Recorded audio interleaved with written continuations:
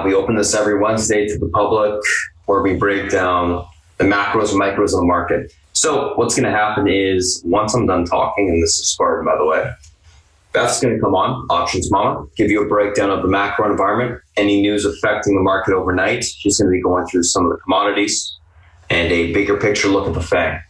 Once she's done, I'm going to come on. We're going to talk about some of the names that are gapping up, gapping down today.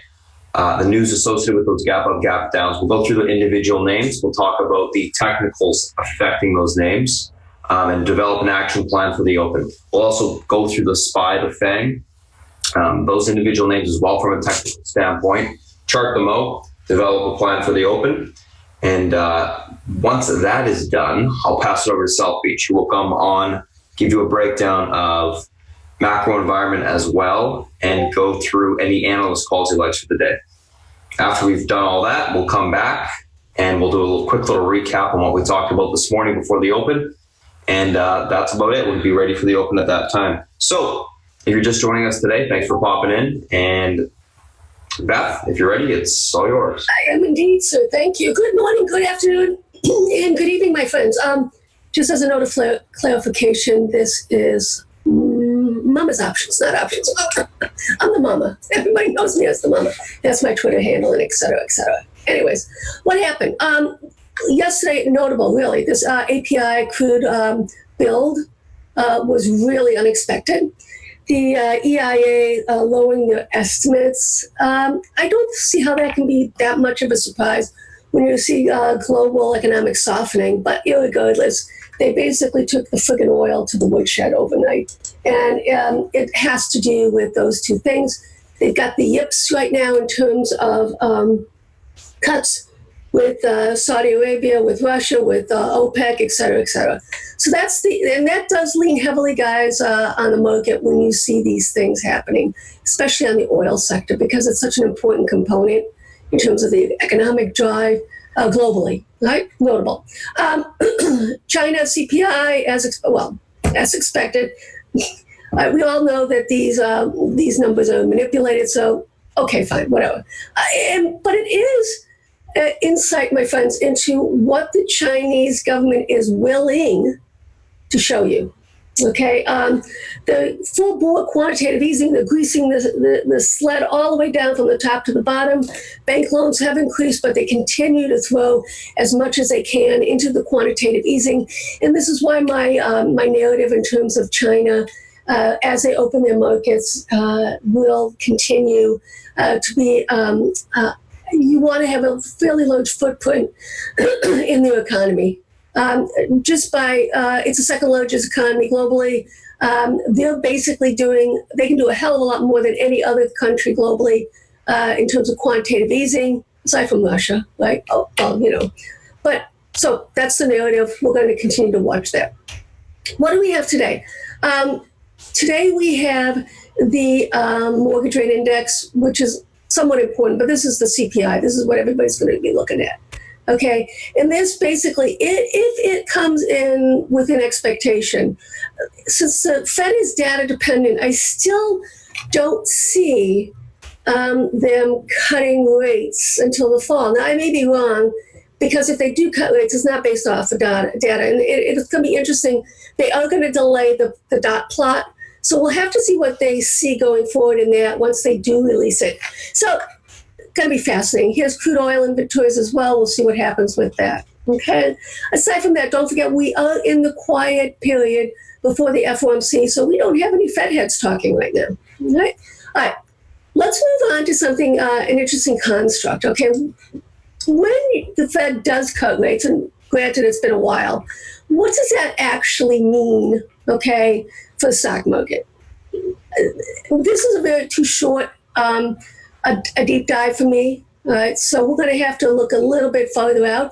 But as you can see, 1 month before, the market always rallies. Okay, 1 month after it tends to rally, and then it becomes a little bit of a shit show after that. But let's take a look at what CNBC did yesterday. They actually did a nice little chart here, going back farther, which is what I wanted to see, in terms of the trajectory of the market after they do these rate cuts, right? And as you can see, the trajectory, it's fairly mixed right now, right? But if you go a little bit further back here, right, initially, the trajectory is down, up, then down, then eventually it filters in, okay?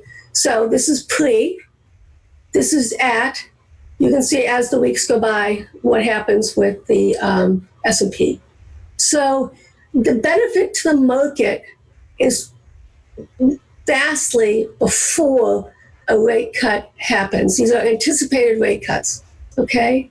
And so you can see statistically, we're kind of where we are with the market popping because the market is expecting a rate cut.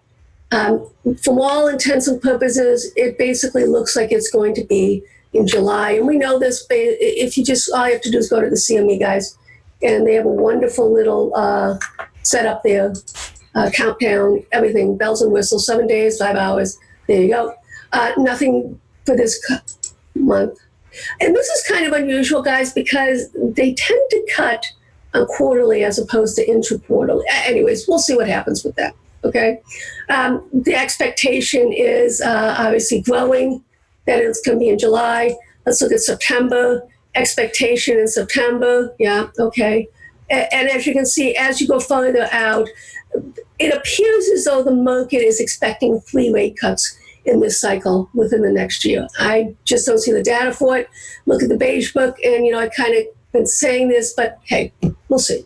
All right, fear and greed. It never got to the point of capitulation on the fear and greed index. The lowest it got was like 21.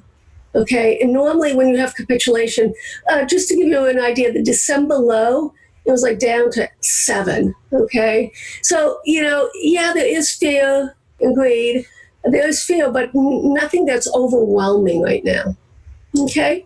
All right, let's move on here. Let's take a look at what's going on in terms of the internals. Now, this is really fascinating, guys, because this is the largest percentage, okay, of new highs in the defense sector in years, right? And as you can see, non-defense sector is not pretty robust. So this is really kind of super cool to see what's driving this current rally, the underneath belly of it. And as you can see, when the 20% of the majority is defense, okay, take a look at what happens, right? It's actually short term, intermediate term, not that bullish. Longer term, hell yeah. But if you notice, everything's, for those of you who are new, everything's stacking up 6 months to a year out. Because of the probabilities, for me, it has to be 80% or greater for it to be actionable.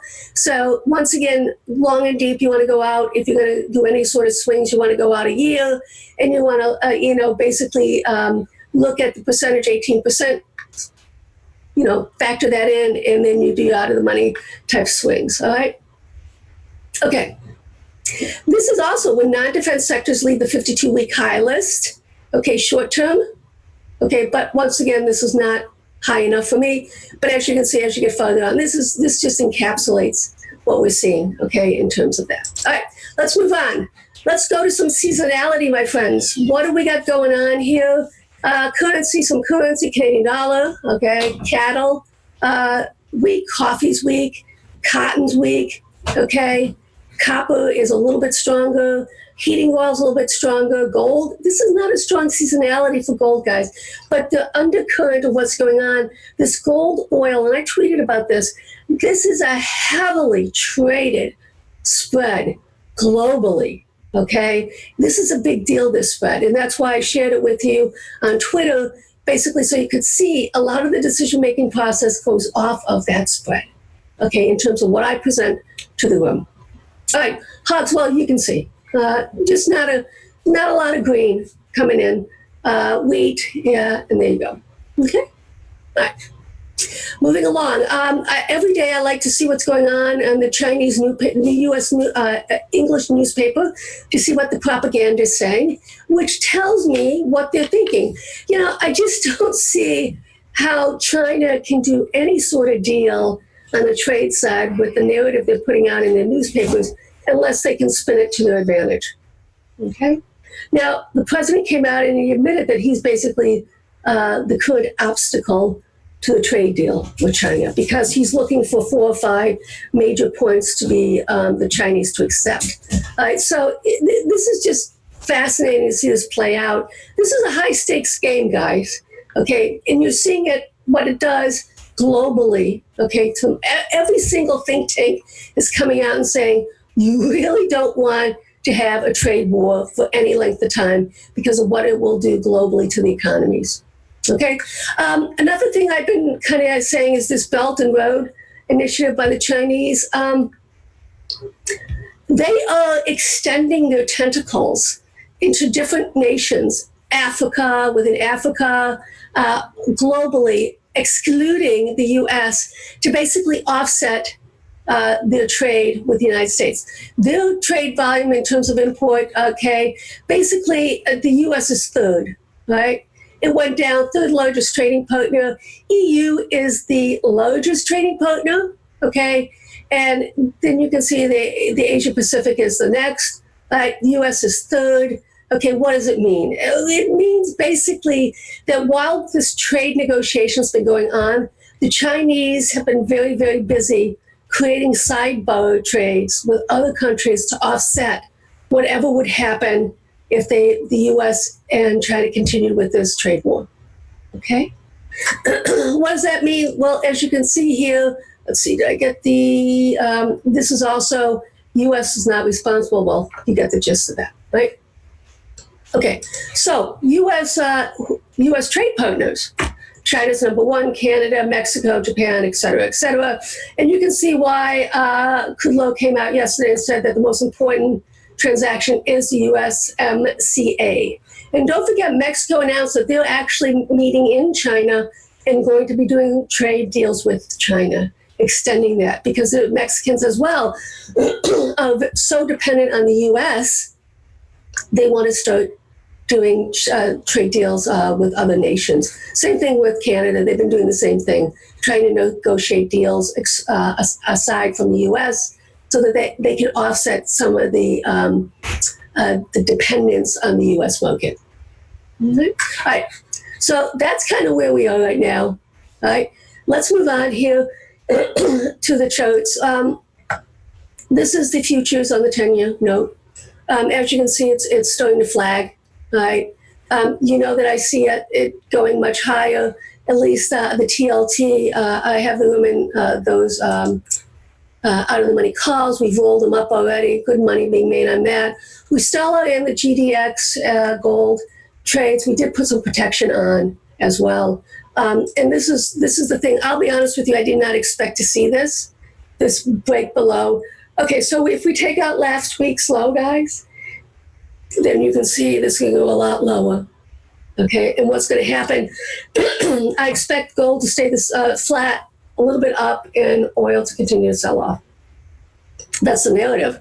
That's the only narrative that would make sense for tonight. Or if gold starts to rip. Don't forget that gold makes meaningful lows and highs at FOMC meetings quarterly. Okay?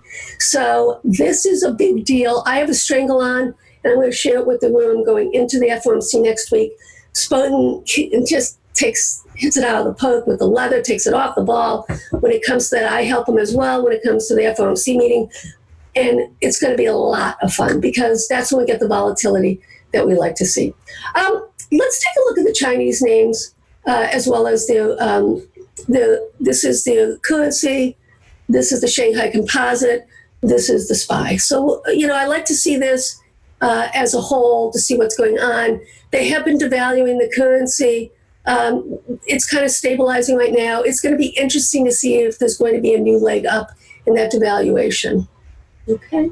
CRB, as you can see, it really needs to hold here. This largest component is oil.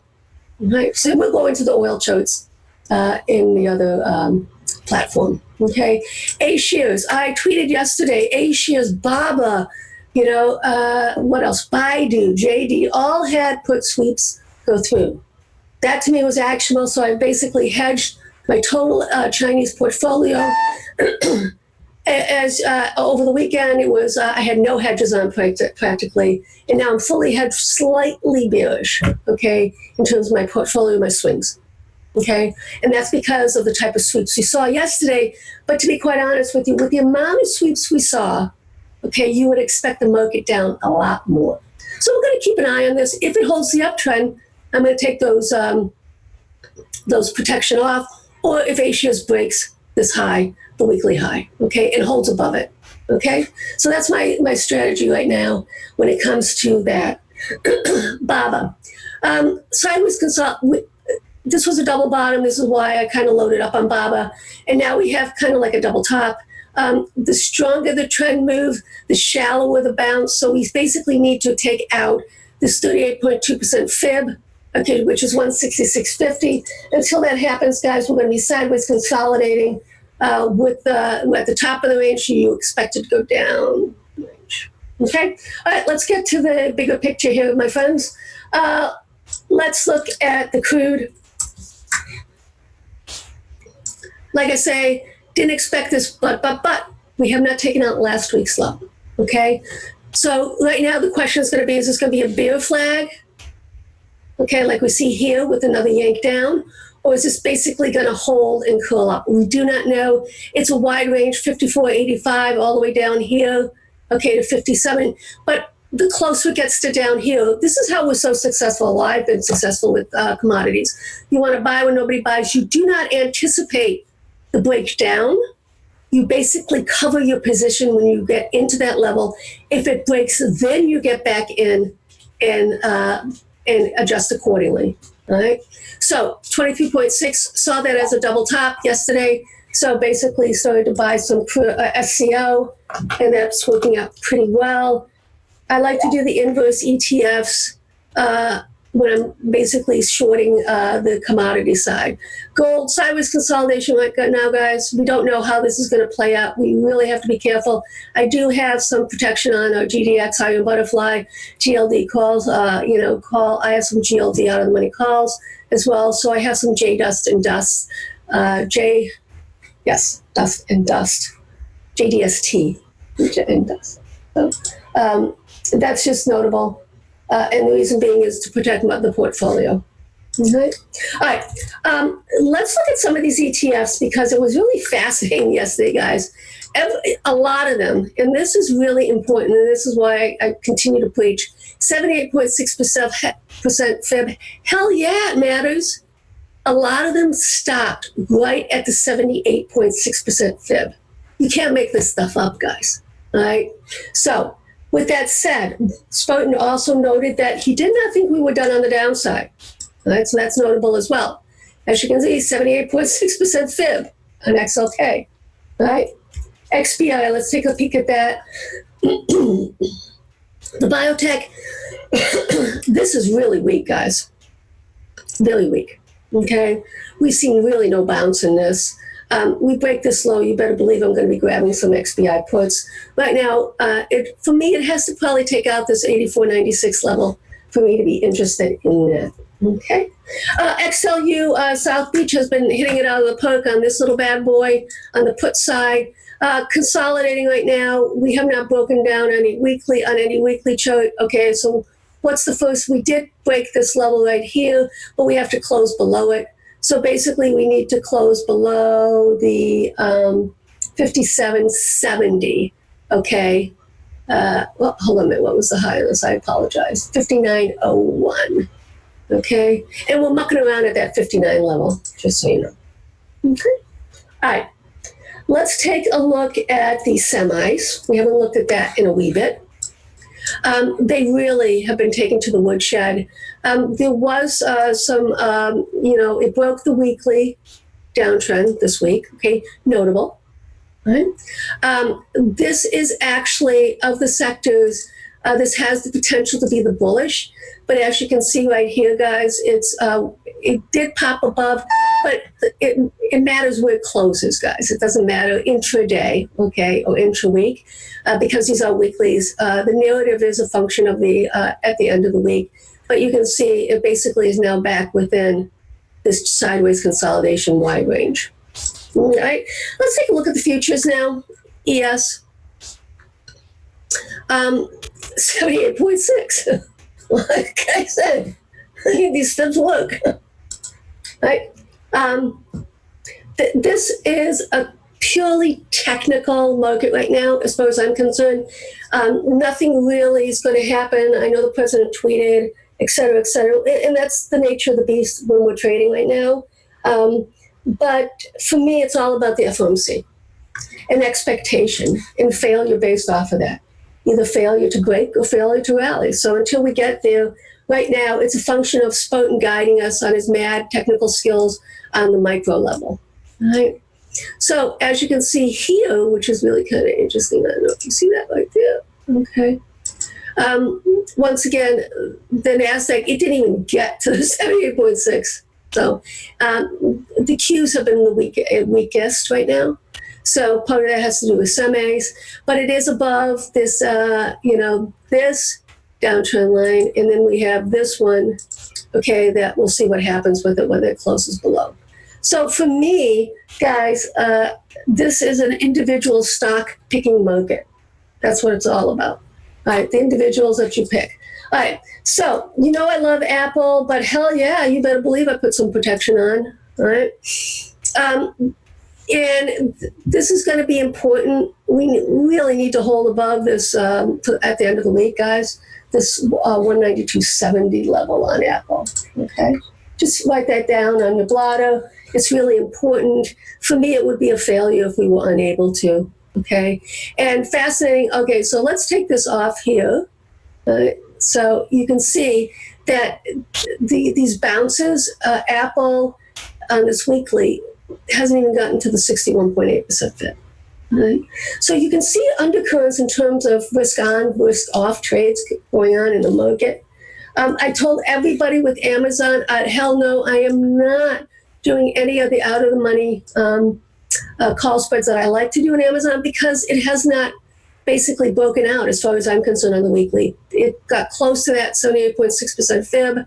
Let's see what sort of damage is going to be done here with it. I believe we're going to be in this wide trading range right here, this 1818 up to this 64.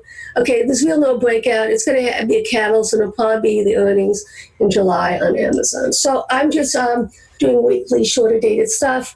I had a strangle on overnight, and we'll see what happens with it. I will know. I don't do strangles after Wednesday, and the reason being is because that's when you start, especially with something like Amazon, the theta starts to kick in and you're going to lose a lot overnight, even if nothing happens. So the onus, and I'll go flat that and we'll see what happens. And then I'll just day trade it until next Monday. Okay. All right. Let's take a look at Netflix. Wow. This is a fascinating thing going on here with Netflix. Massive sideways consolidation, guys. This thing has been consolidating since January. No idea which way this bad boy is going to go on the breakout or the breakdown. So, and right now, it's no man's land, micro trade, nothing there for us. Google, I'm also in a strangle because I am expecting a little bit more wider price range on it. Okay, so basically the 1077 on Google is the 100 EMA. Right? We'll see what happens with that. It actually, because it was taken to the woodshed, I would expect it not to be, as heavily sold off. And in fact, I would not be surprised if it was able to start rallying and break out this downtrend simply because it was taken to the woodshed. Okay. All right. Let's take a look at some of the things that I'm doing with this market. The SCO, this is on the oil side, guys. This is what I like to. Now, these inverse ETFs, guys, are fascinating. I basically saw this bottoming formation, and this was another narrative thing that got me really bearish on the oil side ahead of everybody else, because this is a basing. And when it sells off, guys, you see it only bases for maybe a couple of weeks, and then it starts the next leg down. But this, we had sideways consolidation basically for almost 2 months, and that's what got me back in it. I still see it going higher, guys. I think in this is going to be the real test right here, this 23.45 on it, okay? Just so you know, on the SCO, It is up $1.15, 21.64. So we'll see what happens with it. Okay. I'm also in TZA, which is the which is the Russell small cap. Sideways consolidation right now. Let's see if it breaks out. And before I pass it on to my friend Spartan, I'm going to go over the VXX. As you can see, guys, range bound, holding the lows. Let's see what happens on the upside, okay? But, this 2830 level on the VXX, it really is important as a pivot point. And if it cannot reclaim it, it got to it overnight. So this is actually bullish for the market right now, all right? So just be aware of that. And lastly, I'm going to go over the put call ratio because I do like to do that, just so we see how we use it. Okay, so what happened? This was a market rally, so people were taking protection off. As you can see where it opened, it opened at the lows. And then as the day wore on, they started to buy more and more protection. All right. This thing belongs when the market is trending higher, it stays in this range right here with an extension down to the yellow line. When they are fearful of the market, it basically, as you can see, right? This is the daily. Let's look at the weekly. You can see they want to stay in this upper belt. So this is when they had a lot of protection on. They've taken the protection off. Now let's see whether we get back into this range here and continue forward. All right, my friends, my time is up. Spartan, are you ready? I'm ready. Okay, guys, cheers and welcome once again. Thank you, Beth. Morning, everybody. Let's get back to it. So, what do we got going on this morning? So, guys, if you're new to chat, I'll post that Discord link in a little bit here. For the guys that are watching us on the YouTube stream, this is one of the Discord areas that we look at in the morning. Pre-market tickers on watch. So, what are we looking at this morning? A couple different things. MX, OLED Play, BYND, TTD, Tesla, Blinn. Couple different names we're looking at. Here's the news associated with the stocks that are gapping up, gapping down here. MX, Magna Chip Semi raises Q2 revenue and gross margin guidance due to strength, OLED displays, drivers and foundries. So basically, MX is raising their guidance, which is positive. Play, earnings miss, EPS and revs year-over-year, 9.5% growth, but 2019 revenue guidance is lowered, which is why they sold off. BYND, bouncing from yesterday's lows, they sold off into EMA support as well, filling an extension gap on the daily. So there's there is room to bounce there. TTD, Nomura downgrades them, cautions TAM. Basically, one of their products not worth $1 trillion, more like $41 billion from quote. Price target $144. So they're selling off on that. Tesla gapping up on annual meeting that occurred Tuesday. And then last but not least, Blinn, which we did trade a little bit this morning. We'll get back into it if the flag breaks, but PR International E-commerce brands recently selected them. Basically, it's a former runner. They PR'd some crap. It's a low float stock. It's pushing up on that pre-market. It's got potential to run a little bit more if it breaks up. So that's what we're looking at this morning. Let's take a look at these names from an individual standpoint. Actually, on the charts themselves, let's take a look at MX and Play first.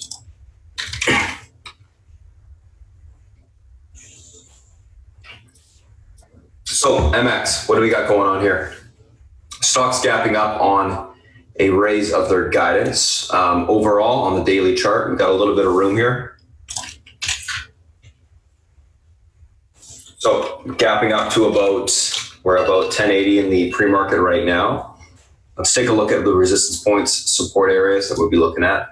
So about 1080 right now, 1040 is one of the pivot points. One sec, I'm just gonna do this. I'm gonna reset this to the extended. There you go. So 1044 pivot point to the upside today. Let's just scroll back a little bit more. All right, you got it.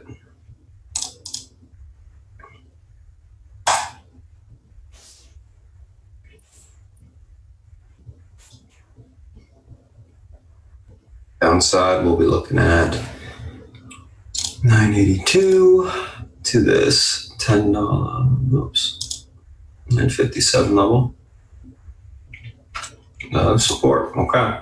So let's take a look at that intraday chart, see what the levels are, what they're looking like intraday. So we got this 1044 level. This is the pivot point on the stock today. What is a pivot point? Pivot point is a significant area of support or resistance on the chart that if it breaks and holds, it's going to cause a directional move or higher directional move because the point of least resistance will be higher, or if it breaks it to the downside, will be a directional move to the downside because the point of least resistance is lower. So that area is 1044. If that area breaks, we'll look for a pullback into the 982 to 956 areas of support. Look for basing there to take the stock long. If that 1044 is able to hold this morning, which the price is above it right now, look for a retest of 1151 resistance. That level breaks, we got room to 1222 to the upside. So overall, in this name, I'm leaning bullish. I'm thinking any sort of pullback into support, we look for basing to take the stock long. So if it pulled back into the pivot point, I look for basing here to take it long. Over breaks, wait for that basing here to take it long. Basing, obviously, stock's trading flat, starts to curl up. That's where you want to take it. This would be basing. Intraday is what you would have to see it to happen, though. So 1044 holds, look for continuation higher or basing to take the stock long. Overall guidance raised, positive. Play. These guys lowered guidance, so on the opposite end of the spectrum here. Let's take a look at the daily chart on these guys.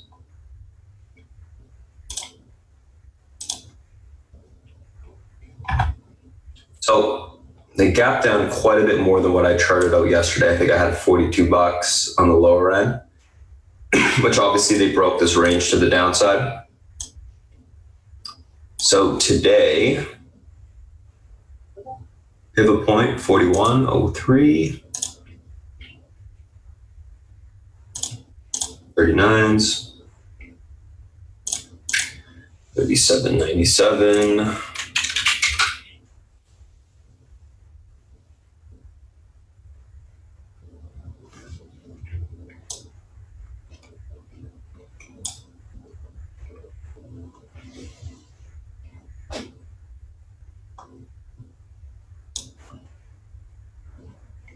All right, that's all good.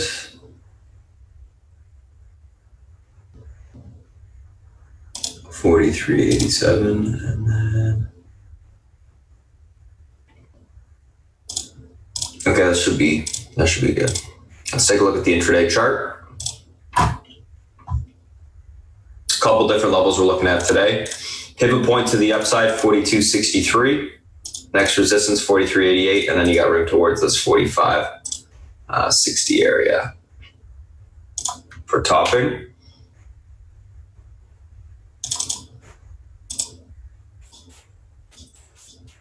There's your pivot point right there, 42.63. Unable to hold, look for sell off towards $41.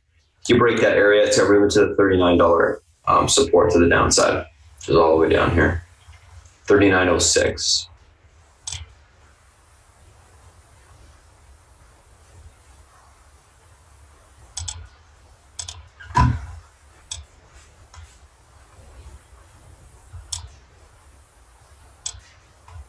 Move those down just slightly. Okay, so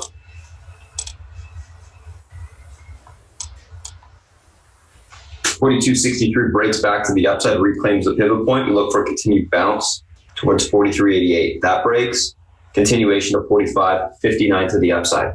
Unable to get through $42.63 this morning, we look for a pullback into the $41 area. If this support breaks, we've got room all the way back down towards that 39 spot. Overall, looking for a bounce on the name this morning, and then we'll look for that top and take it short. So look for a bounce into the higher end of the level, 45, 59, I'm thinking around that area, and we look for the topping to take it short. Best way to play. It's made its, a pretty big move to the downside already. So we do need to fill this extension a little bit. So that is MXN play. Let's take a look at the next two. Excuse me.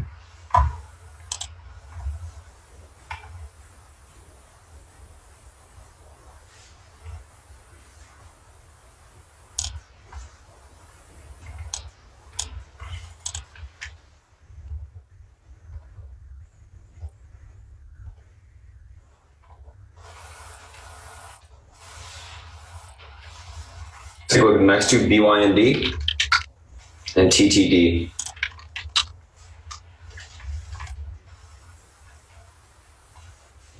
So BYND, a couple different levels we're looking at this morning. So extension gap was filled on the daily today. Watch the retest of 124 this morning, important support. If that breaks, we'll see 117s to 113s to the downside. 124 is going to act as the pivot point on the stock today to the downside. Upside resistance, 132.30. If that level breaks, we can get a bounce continuation towards 143.46 and then back into that 150 area here. So two levels that are going to act as the pivot points this morning. 132.32 to the upside, pivot point. Downside 123 or 124, I should say. So 132.32 breaks to the upside. We look for continuation higher into the 143.46 to 149.42 on a bounce. Unable to get through that level, we look for a pullback into the 124 area. Why is that not color? If that level is unable to hold, pull back further into 1770 to $13 to the downside. If it gets to $13, it's going to be filling a massive, it's going to be filling a gap back, basically back to some of the short-term EMAs. It filled the shortest-term EMA so far. It was a high probability setup. What the heck?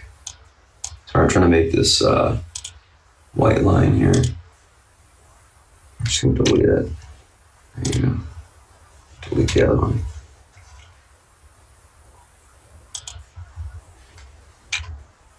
There you go. That's better. So if it breaks 124, look for a pullback to 1770 to the $13 area. I'm basing to take the stock long. 132.32 breaks to the upside, continuation towards 146 or 143.46, resistance to 149.42. Then we can look for topping there. So it's got quite a bit of range to the upside and the downside today. Should be a fun one to play this morning. TTD, let's take a look at that name. So TTD gapping down on Nomura's downgrade on the stock. Let's take a look at the daily here. Extended to the upside on the daily where it was. In the pre-market, we're at about 237. Let's take a look at kind of what levels matter here.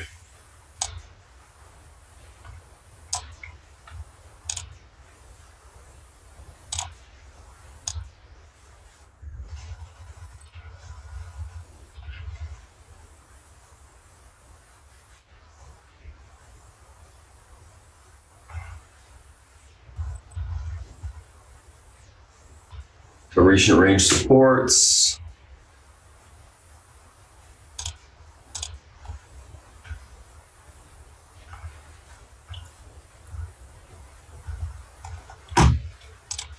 Just going to throw a fib on the chart just to see where the fib was beforehand. Didn't get there anyways.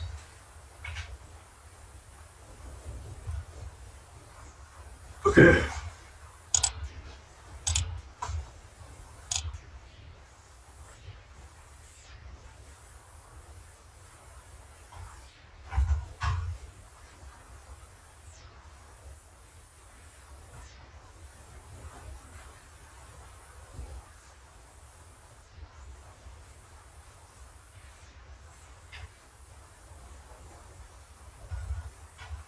Controllers area at the 45s, and we're good to go.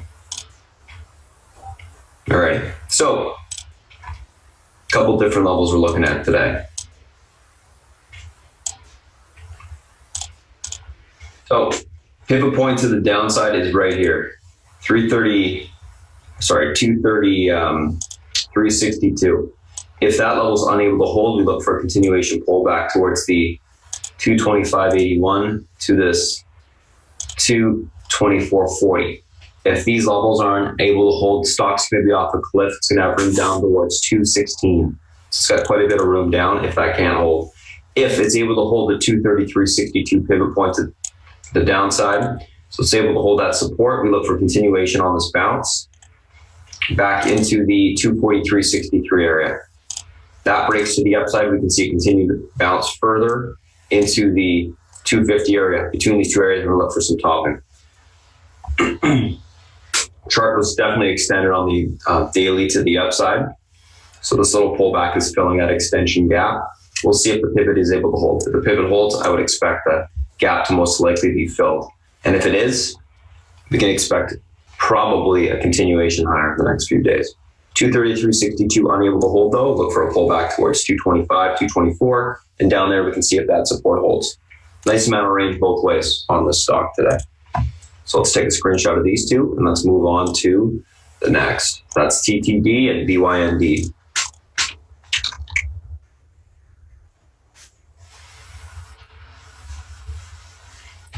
Next two we're looking at are Tesla and Blinn.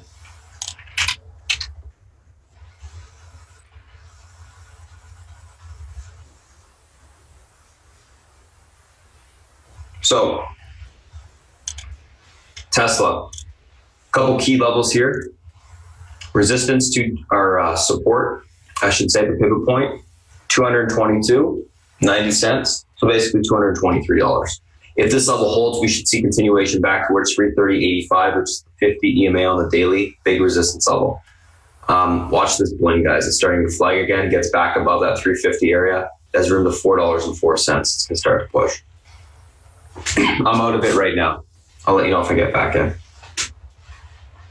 So 223, basically, let's just call it 223. 223 holds. Look for continuation back towards 230.85 to the upside. If that level breaks, we can see a continued push on Tesla into the 238s. Unable to break 223 and hold to the upside, we look for a pullback on the name towards 216.75. If that breaks, we'll see the 211 area tested again. Overall, right now on Tesla, I'm leaning bullish, looking for a continuation higher.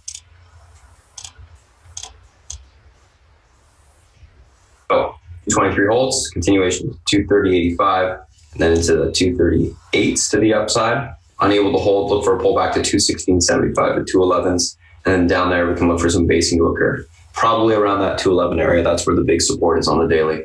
Blinn. So this is a little stock we were looking at yesterday.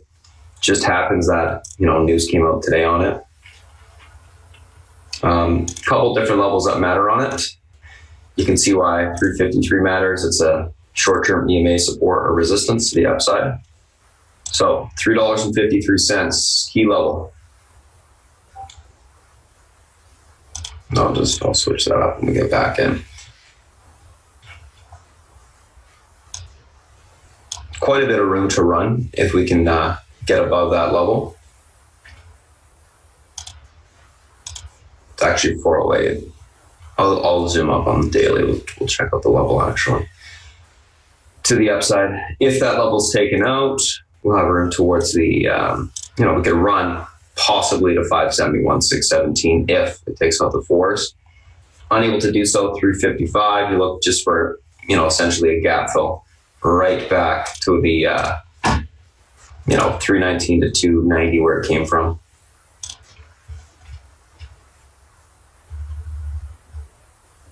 There you go, 353 is what I want.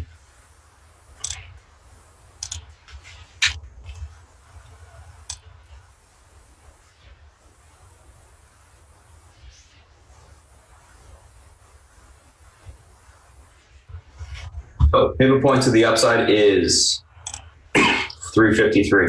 This level breaks, we got room to 408. If that gets taken out, we can get into the fives. 527 is where it has room to the $6 level. Unable to break 353 this morning. There's going to be no trade in the stock. It's just going to continue. It's going to fade back down. If you're a short seller, unable to break 353, you could risk just above that 353. Look for the gap fill. Slow fader. So that's Tesla and BYND. Let's go through the SPY and the FANG.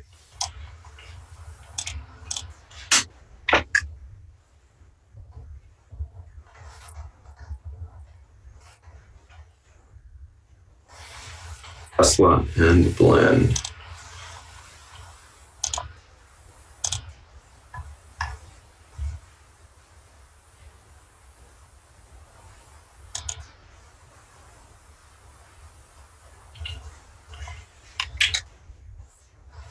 So let's talk about the SPY. What's going on with the market? Oops.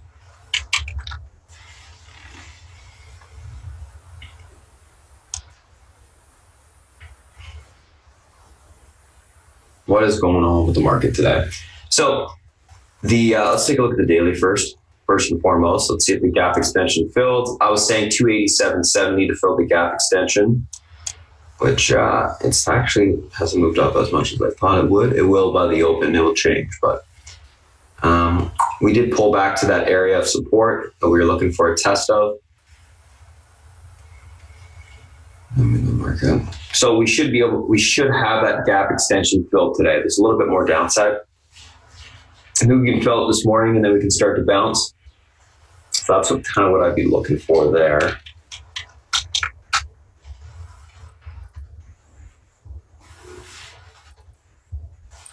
Let's go back to the intraday chart real quick.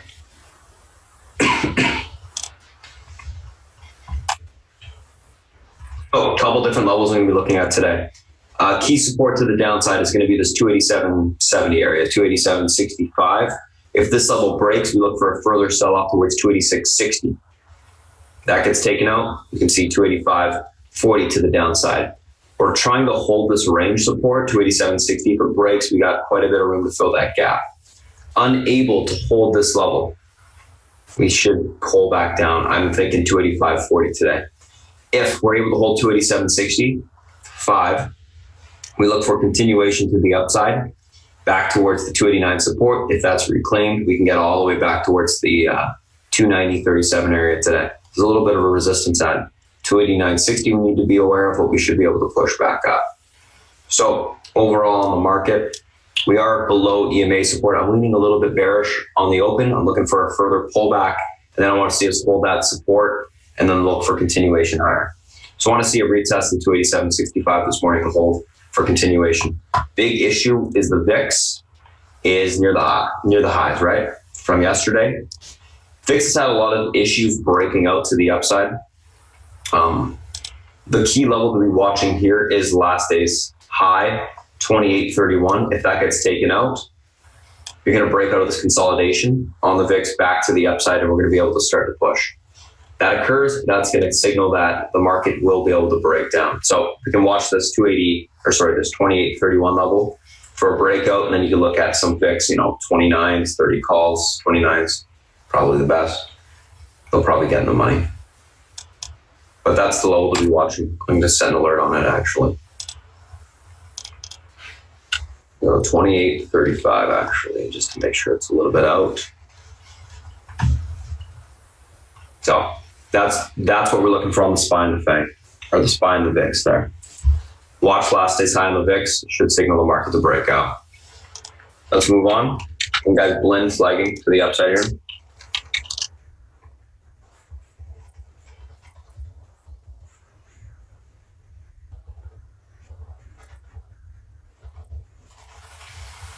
Watch the hold of the pivot, 353 holds.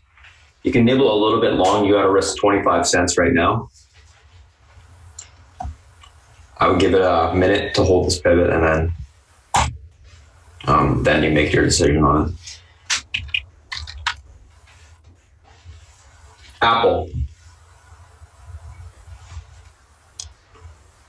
What's going on with Apple today? So Apple, similar to the SPY in that it's testing this range support. 193 is the key support on Apple today. If this level breaks, we're going to have room all the way back towards 190, guys. So quite a bit of room to the backside here. Unable to hold this level, 193, look for a retest of 190 to the 188, possibly to the downside. Most likely, it will just hold to the 190 area. I think that's pretty much it for the downside. That downside there. If we're able to hold the 193, so we look for a bounce back towards 194.50. If we can take that up to the upside, room to bounce towards 196.16 to the upside. So we can bounce back towards the highs and test that resistance. So 193, huge resistance to be watching this morning. This should also give direction to the market itself. VIX and the SPY. Sorry, there's something in the throat. Let me just take a screenshot of the SPY. And FYI, guys, on YouTube, if you're wondering why I'm taking screenshots, I post them on the Discord, write up an action plan, etc., etc. We'll do the same thing with Apple, which I did take a screenshot there. Zoom out a little bit. There you go. This way, as well, they can see my levels. They can put them on their chart, etc.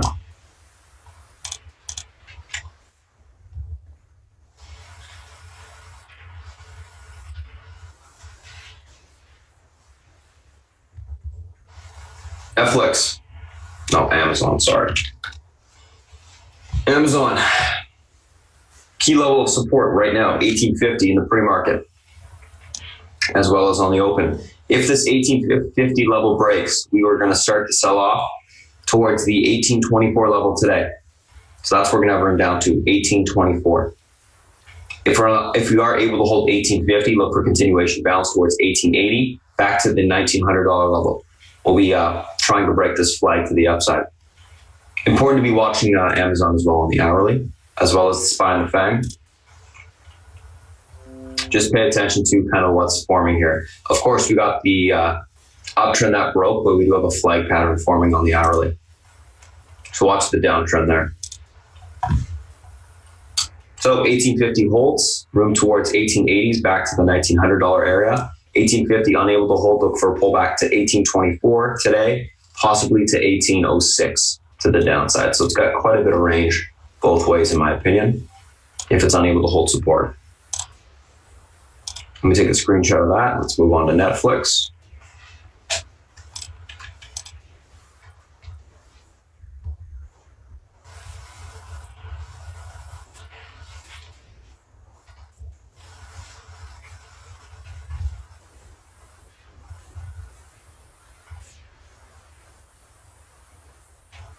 So Netflix key resistance to the upside.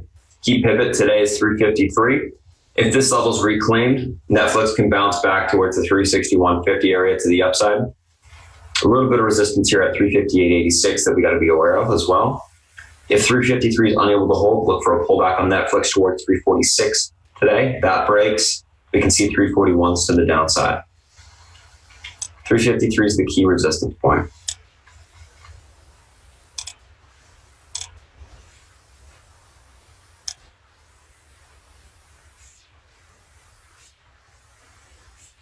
Important to be aware of this downtrend as well on Netflix. On the daily as well as the hourly here, that's right around that 353 area this morning. That breaks, it should signal obviously continued push to the upside.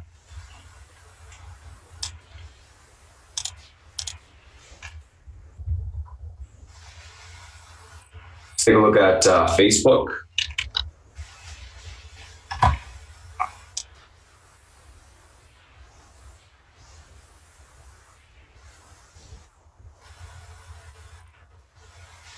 Oh, Facebook, let's see.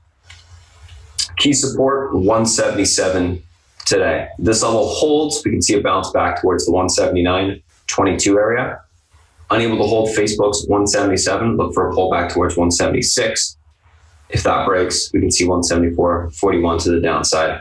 Pretty tightly wound here within these 177, 179 area. So look for that 177 to hold for continuation or break for that fail. That's going to be the pivot point on the stock today.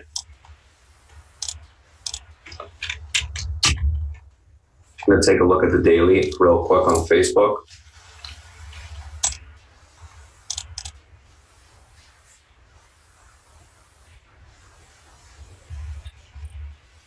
On 178.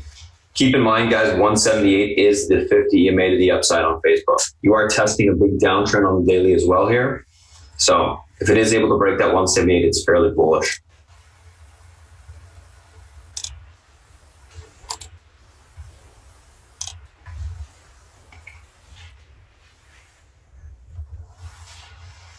last but not least, Google. So Google, a little bit of a head and shoulders formed. Obviously, the uptrend broke. 1080 key support. That level holds. We can see a retest of the $1,100 area. If that breaks, we'll get the next leg up. Unable to hold 1080, look for a pullback towards the 1062 to 1056 area to the downside. Look for basing down there to take the stock long.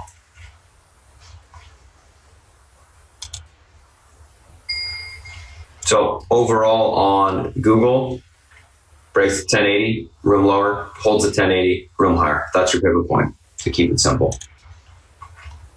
And that is it, guys, for the SPY and the FANG, and as well as the individual names. I'm going to pass it over to South Beach. He's going to come on and give you a breakdown of the macro environment as well as any analyst calls he likes for the day. Once we're done on that, I'll come back. We'll do a quick little recap of what we talked about this morning and go from there. So South Beach, if you're ready, it's all yours. Hey, good morning, guys and girls. Okay, so let's get right into it. Bond market is yields a little higher today. In the US, UK, they're up a little bit. Germany, kind of nowhere.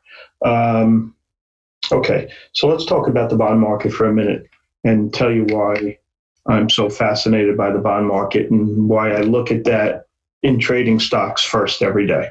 Okay. First of all, this fascination with the Fed is, in my opinion, very silly. The bond market is determined, rates are determined by the traders out there. Okay.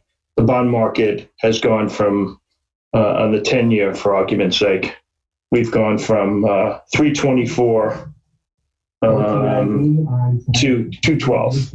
Now, if you don't think that's a cut, you're crazy. And secondarily, short-term rates don't mean diddly. Okay, I mean, who thought about buying homes?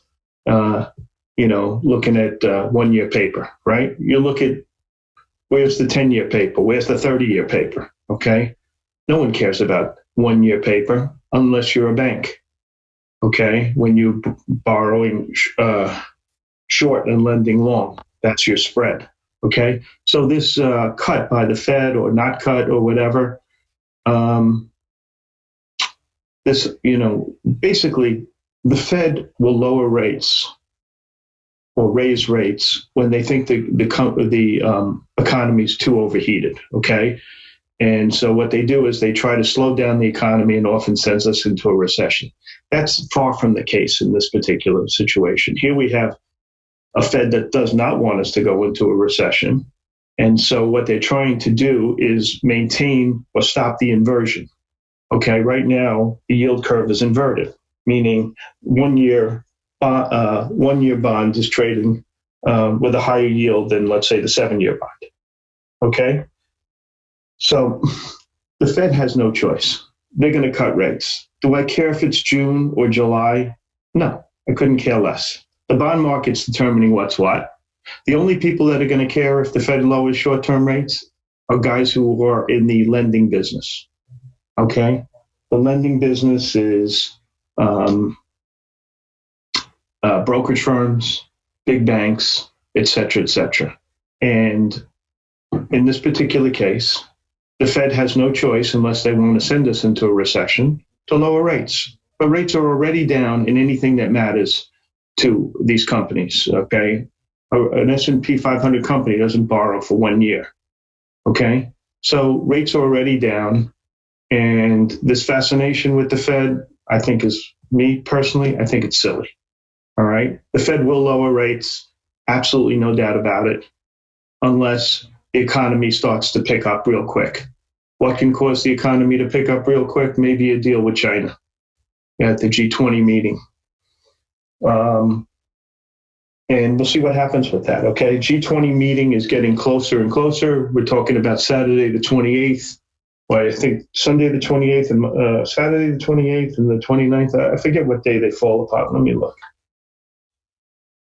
June 28th is a Friday. So it's Friday and Saturday. Okay. Thanks, Raj. So as we get closer to those dates, it'll be priced in a little more. Okay. So what I do is I look at the S&P, right? And where was it when we were surely going to have a deal? It was at 295. Okay.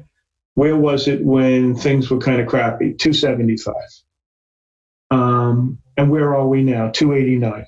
So I think the market is kind of sort of a little high because, I think the G20 meeting is a 50-50 shot. And so I kind of think the market will kind of stay in this range with a slight downward bias until the date. Okay? That's my sense. All right? Because the market, as you get closer, they're going to price this in more and more. So I kind of think we'll kind of be very choppy for the next couple of weeks because of this meeting and how important it is.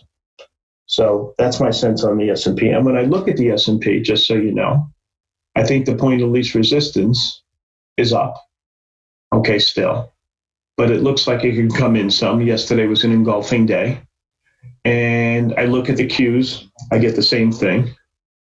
The IWMs are the ones that kind of look the least healthy to me because they failed at the 50 EMA. And so I don't know what that's going to be, but my sense is that we're going to price in this meeting coming up, and I don't see much room on the upside. And I think we'll be in this range for a bit. Okay, so that's my sense on the S&P, and that's my sense on the bond market. China, what are they going to do? I have no idea. But they have another problem: is this Hong Kong stuff. It's getting nasty there.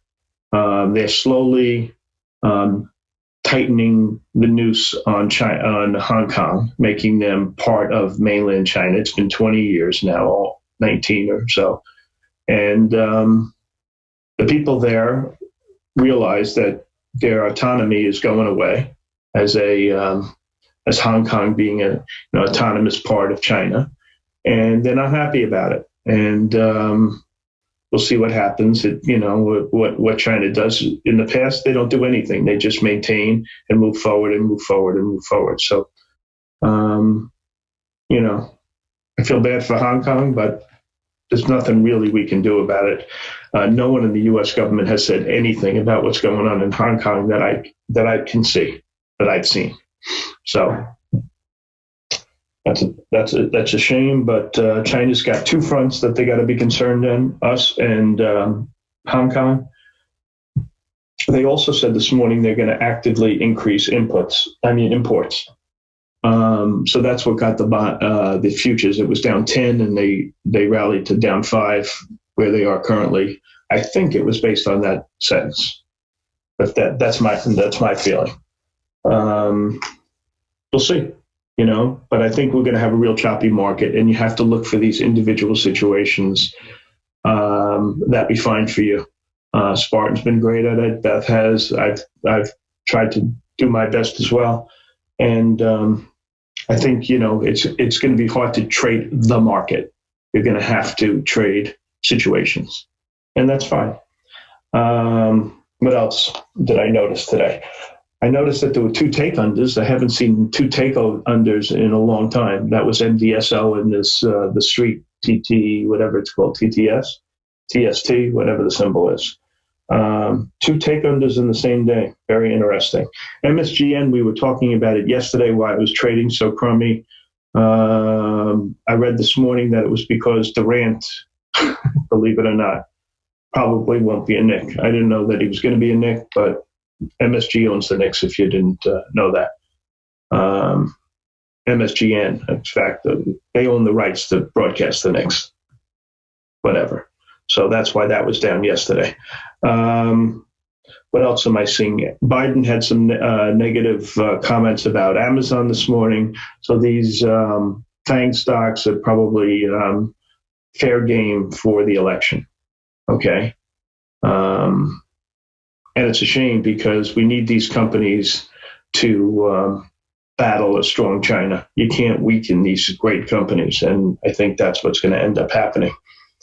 I'm not saying they can't trade higher if they're spun out or done whatever they do and split and what have you, but I don't think it's good that we are attacking them on all fronts. What else do I see today? This API crude build was pretty significant. You see crude down $1.15. Crude can't get out of its own way. It's just amazing to me. And I like certain stocks. My favorite, you guys know, is PXD. Best run company in the E&P space. And, I'm waiting for an opportunity to own it. And so far, the chart won't let me. So I'm waiting for that chance. Other stocks I like in that group, just so you know, I've told you before, is FANG, CXO, and PE. Okay, those are my four favorites.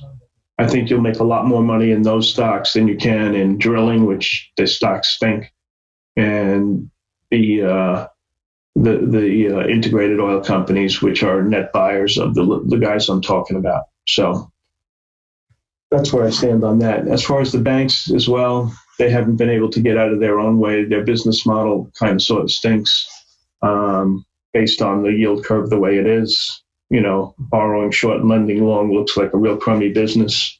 Trading revenues, we heard from, who was it yesterday that said trading revenues stink? I think it was Morgan Stanley, right? And then you have the State Streets of the world, and they're doing crummy. So the banking industry is, I love trading banks. I love owning banks, and right now is not the time. Those two groups just are terrible. All right. I think if the market comes in, it'll be led by semiconductors. You can see they're soft this morning a little bit. And let's look at some research. Okay. On the short side, Morgan Stanley and PNW. That's, I think, a very good call. I love Morgan Stanley research.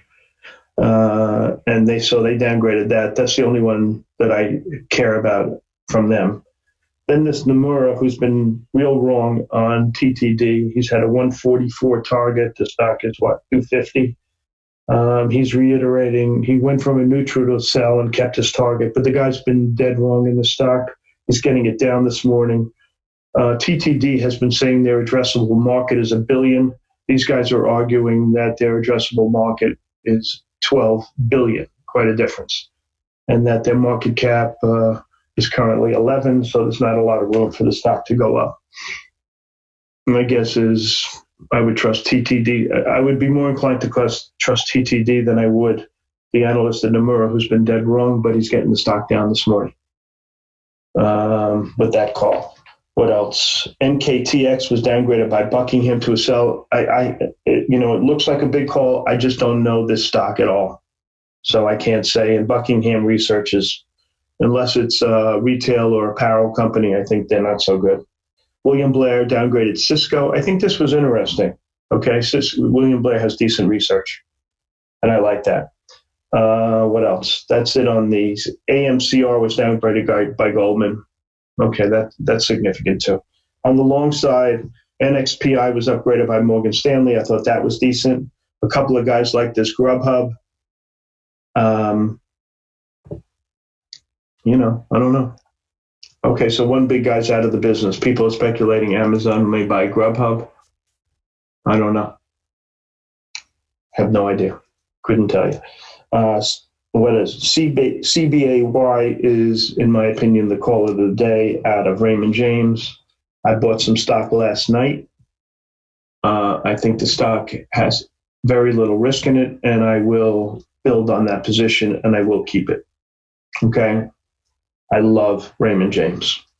All right? So what do I think this position? I think I have $1 down and 4 or 5 up. I will play that one. I think it's really good. Okay? What else? Alex Brown was upgraded at Goldman. Why do I like this call? Because they switched CEOs. The guy who was running the company for the last few years was a lug. And you got new blood. I don't know who this guy is or how he is. I just know he'll be better than the last guy. So I kind of like this call. Okay? They also upgraded MT. I don't think much of that call. DuPont, another guy who raised his target was Deutsche Bank. I think it's okay call. FIS and FISV, I've been telling you guys I've liked this stock a few weeks back because they were transformational deals in both these guys, okay? FIS bought WP and FISV bought FDC. Those were transformational deals. When a company makes a transformational deal, it's big. It's a big deal, okay? And you can make a lot of money in these stocks, okay? FIS had a really good run, and I think it can go higher. And FISV, I think it's breaking out of a long base, so I kind of like that one. What else? Grubhub, another guy, Guggenheim, top pick, 120 target. It's probably a good risk reward. That's my sense. All right. They reported, so you got probably another 6-8 weeks before they're going to say anything. So I think it's okay. And that's it on the research. All right. Looking at position wise, I didn't carry much. I'm short the utility stocks. I got puts. I've been trading this group pretty aggressively. So that's what I have there. I bought some of this Blinn, whatever. That's bullshit. The C-Bay is the one I really like. I bought some Bristol yesterday on a relative strength. I like that one. And I'm fairly light otherwise. The stuff that I'm always long, I'm long, MA and V. That's really immaterial. Otherwise, I don't have a lot of exposure. Okay, very little. If this BHVN can get down to a level, I'd probably buy it again. Got up to 67. If this thing can get down to 60, I'd probably revisit this one. Remember on Friday we had a good trade in it? Oh, let's CRWD. I mentioned this to you guys yesterday. Thanks for bringing it up, Willie. This is a good one. All right. I thought it would be priced even higher than it was. The original look in it was, I think it was 19 to 23, and then they raised it, and I said to 28 to 30, and I said, man, they could price this thing at 40. They priced it at 34. It'll probably open up bigger than this. It's a kind of a novel way to do security, using IT and stuff like that. I think this is a good deal, and one I'll be focusing on. Okay. A couple of secondaries that I couldn't give a shit about: AAT, GTLS, and SAMR. Unless they're down a lot from when they originally mentioned them. SMAR is not. GTLS is, maybe that one works. What did it come at? 73.50. Yeah, this one could be good. Okay. Gutless. GTLS. Put that one on your market minder. Price to 73.50. They took it down a whole lot to get the deal done. I think it's okay. That one I watch. So I'm going to watch the Gutless, and I'm going to watch the CRWD, which was priced at 34. 18 million Goldman Sachs. Okay. That's really it, guys. McDonald's, Evercore likes it. Any questions while I'm talking about anything that I said?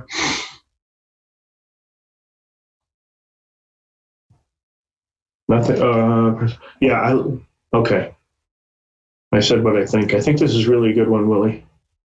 Listen, you can make a lot of money in these new issues. Okay. I had a good trade in this, whatever it was last week. I took it overnight. What was that? Revolve or something like that? RVLV, I think this symbol was.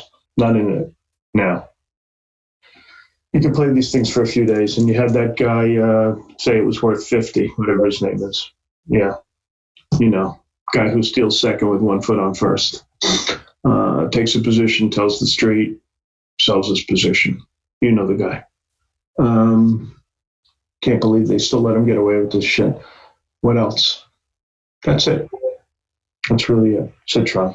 Pal with the news. All right, guys, that's really it. That was my thinking on bonds, China, et cetera, and the market. I think it's going to be choppy for the reasons I gave.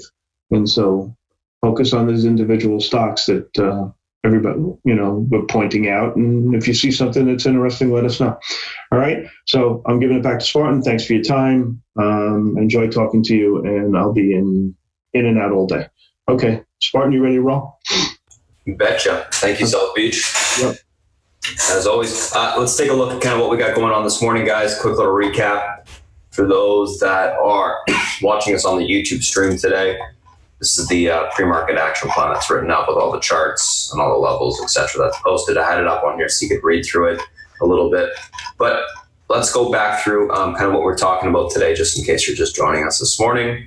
So pre-market tickers on watch: MX, Play, BYND, TTD, Tesla, Blend. MX, these guys raised their guidance for Q2. So they're up on that. Play, earnings miss, EPS and revs, year-over-year growth, 9.5%, but 2019 guidance lowered. So obviously negative there. BYND bouncing from yesterday's sell-off into EMA support, filling a technical extension on the daily. So we'll take a look at that, where it's got room to. TTD, Nomura, negative on them. Basically, they were saying that one of the products, TIM, is not worth $1 trillion, more like $41 billion. Price target $144 on that stock. Tesla, gapping up on annual meeting that occurred Tuesday. We're gapping up on that one. And then Blend, PR, low float stock. You can read the PR if you want here. Basically, it's kind of, and I was looking at the price action this morning, and I was just looking at it across social media. A lot of bag holders in the name, seems like. So we'll see if it can get a little bit more of a run this morning. It's having a very hard time holding this pivot point to the upside, given the float and the volume that came in. It should be up more. People are selling into the pushes. So we'll see what happens on the open. Let's take a look at these names from an individual standpoint. MX and OLED, or Play, and do a quick little recap of what we talked about this morning. So on MX, 1044 is the pivot point to the upside today. If this level breaks and holds, we should see continuation towards 1151. 1151 breaks, we can see 1226 to the upside this morning. Unable to hold 1044, look for a pullback to 982 to 956. Basing down there to take the stock long. Leaning bullish, looking for that basing to occur to take it long. Play, 4263 is your pivot point to the upside today.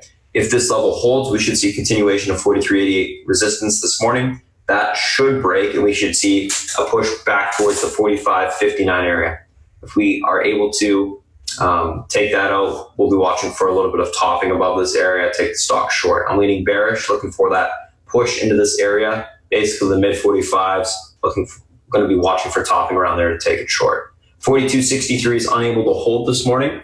Look for continuation lower towards 41 bucks. If that breaks, we see $39 tested to the downside today. So you can see continuation fader on that stock. BYND and TTD. BYND fill that extension gap on the daily. I'm leaning bullish on the name today. I'm looking for a reclaim of 132.32 support. This is the pivot point to the upside. If this level gets reclaimed, we should have room towards 143.46 this morning. So quite a bit of room to push. Unable to hold that level, 132.32, we look for a pullback to 124s to the 117.70. If that level breaks, we can see the $13 level to the downside today. 132.32 holds, 143.46 to the upside, and then we're looking at 149.42 resistance level to be tested. So that's what we're looking for there. TTD, 233.62 is your pivot point today to the downside. This is that Nomura downgrade. This level breaks 233.62. We look for a retest of the 224.40 level to the downside. Lower recent low range. If this level breaks, we can blow off to the downside into the 216s. So that's what I'll be looking for there on the downside. Upside, 233.62 holds. Look for a reclaim at 243.63. If this level holds, we'll fill the gap and this will probably start to squeeze.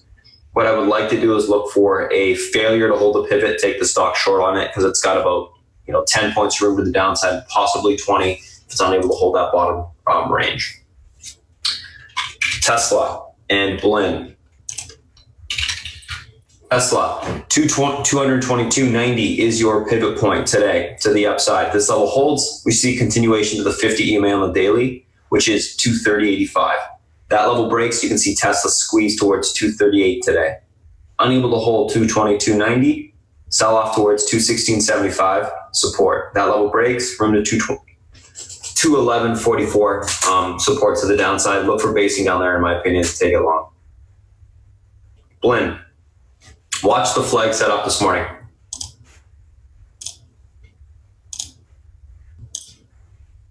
So watch the flag set up. 353 is your key resistance to the upside today. This is the pivot point. This is a EMA resistance on the daily.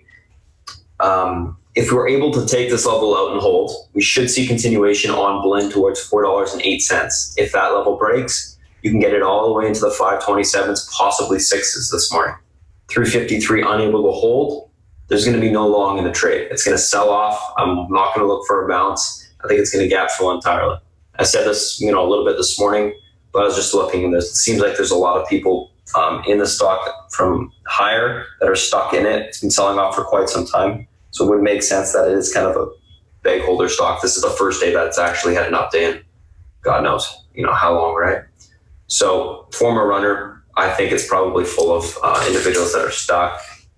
We'll see. It's a lower float stock, so if volume does come in, it will get that push. That's what I'm going to be looking for, volume. Played it once this morning. Going to be very patient on the next play. SPY. What's going on with the SPY this morning? And I'm going to type this out. So SPY. The key support, key pivot on the stock today is 287.65. This level breaks. We have room lower into the 286.60, then 285.40 support on the lower end. If the 287.65 pivot holds, watch for a retest of the 289 resistance.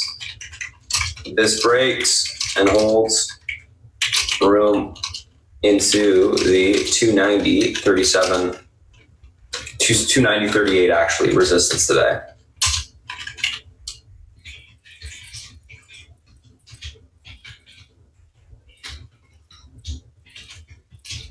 Oh, we're still a little extended on the daily.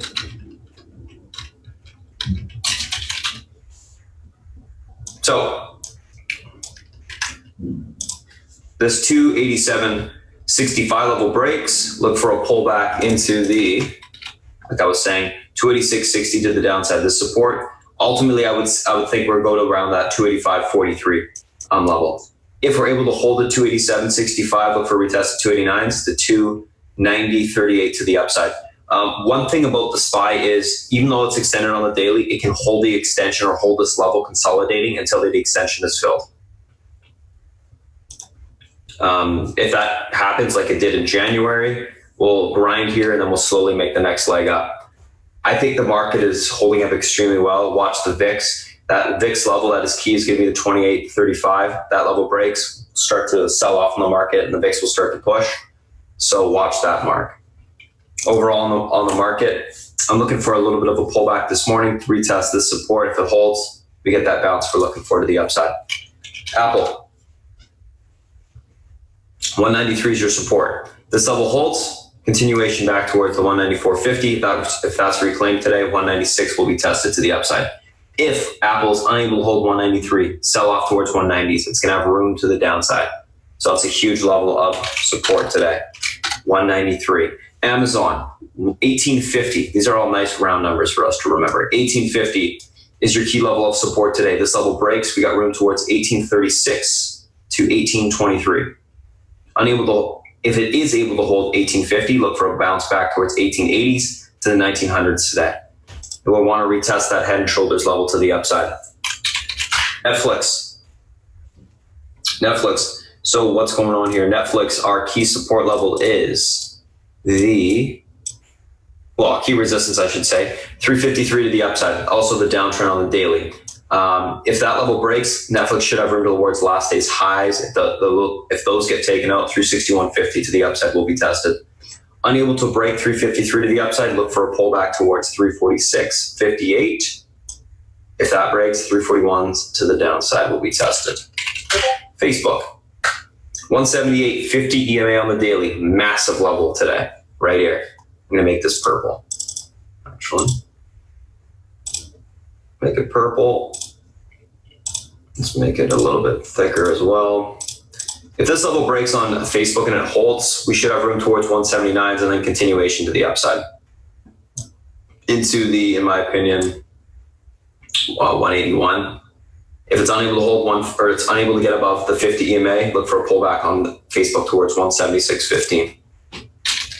Probably the biggest level being tested across the board on the FANG names. Google, 1080. 1080 breaks, room to 1062. 1080 holds, room to $1,100 to the upside. And that is it for the SPY and the FANG. So if you guys just joined us this morning, thanks for popping in. If you guys got any questions, feel free to reach out Twitter, on Twitter, Discord, or email spartan@spartantrading.com. Other than that, we're going to wrap up the stream here for you guys, and I'm going to get ready for the open answer. Any questions you guys got in chat? Oh, guys, and if you're new to chat, I'm going to post that Discord.